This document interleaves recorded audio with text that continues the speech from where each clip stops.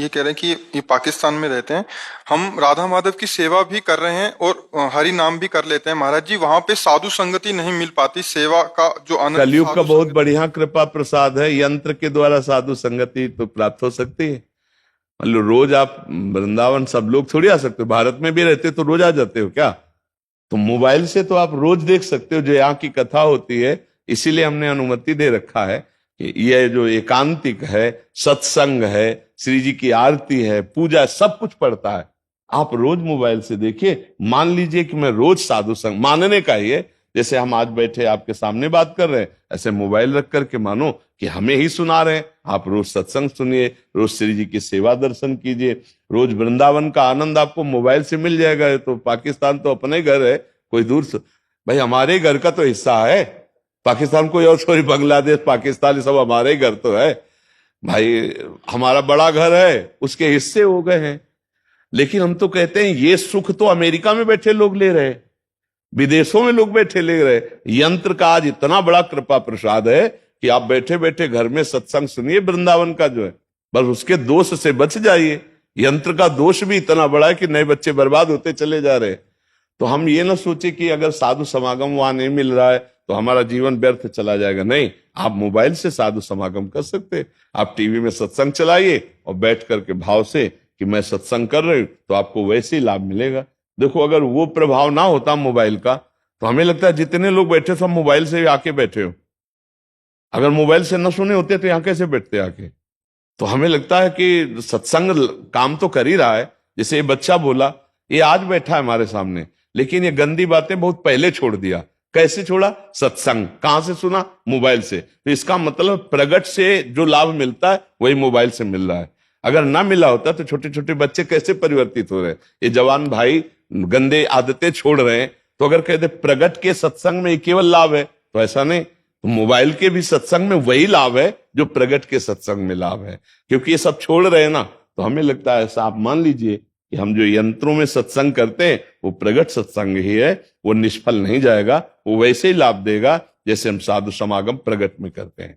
महाराज, किसी से सुना था सत्संग के माध्यम से कि मोबाइल पर सत्संग सुनने से मोबाइल में ही भगवान मिलेंगे। जी नहीं, गलत बात है, गलत बात है।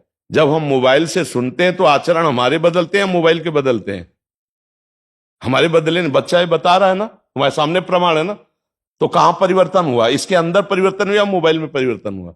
तो किसी के कहने से कहता हूं, प्रत्यक्ष प्रमाण देखो। तुम्हारा मोबाइल आया कि तुम आए हो? मोबाइल बाहर रख लिया। तो भाई, प्रत्यक्षम किम प्रमाणम। जब प्रत्यक्ष आप देख रहे हो उसका प्रमाण, तो वो बात मानोगे कि ये बात मानोगे कि मोबाइल में भगवान मिलेंगे? नहीं, मोबाइल में जो बात सुनते हो परिवर्तन यहां होता है ना, तो यहां भगवान मिलेंगे। वो गंदी बात है, वो गलत बात है। वो नहीं, वो ऐसी बात, ऐसे लोगों की बात नहीं माने। वो उपहास कर रहे हैं उस विषय का। आप भी पाकिस्तान से हैं? हाँ, आप वो उपहास कर रहे हो, वो नहीं समझ पा रहे इस बात का। ठीक है, हाँ, खूब आप मस्ती से रहो, आनंदित रहो। महाराज जी, मैं ये जानना चाहती हूँ कि जब श्री जी हमारी सारी इच्छाएं बिना गिने पूरी करती हैं, तो हम उनकी नाम जप माला पर गिनकर क्यों करते हैं? जब तक मन भगवदाकार नहीं होता तब तक रुचि बढ़ाने के लिए संख्या अत्यंत आवश्यक है। किसी दिन मन भजन में लगता है कि हम केवल कामना पूर्ति के लिए ही भजन करते हैं, कि हमारी इच्छा पूर्ति हो इसीलिए हम भजन करते हैं, तब तो अभी भजन का रंग नहीं आया।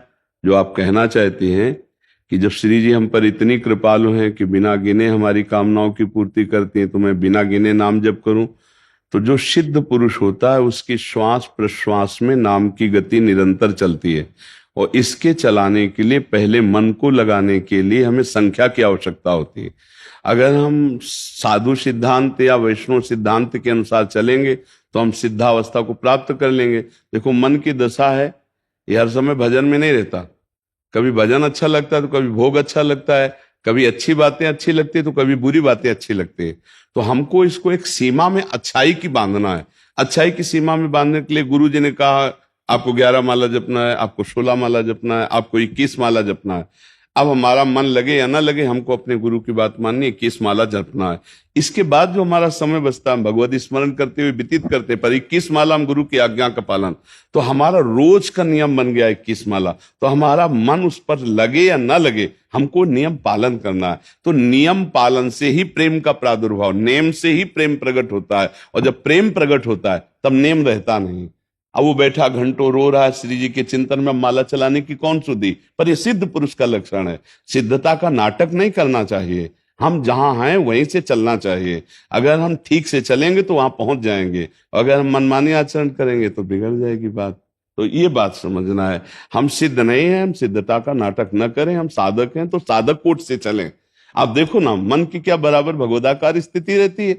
मन को कभी धन अच्छा लगता है, कभी भोग अच्छा लगता है, कभी भगवान अच्छे लगते हैं, कभी प्रपंच अच्छा लगता है। ऐसे मन को संयम में लाने के लिए पहले नियम से बांधा जाता है, ये करना है, ये करना है, फिर ये करना है, फिर ये करना। और जब नियम में बांधते बांधते प्रेम प्रकट हो जाता है तो नियम शिथिल हो जाता है, प्रेम प्रकाशित हो जाता है। इसलिए नियम अत्यंत आवश्यक है, नियम की अवहेलना न की जाए, नियम को मजाक न बनाया जाए, नियम का उपहास न किया जाए कि फिर नियम की क्या जरूरत है, गिनती की क्या जरूरत है। तो सिद्धों वाली भाषा अगर बोलेंगे तो फिर बात बिगड़ जाएगी।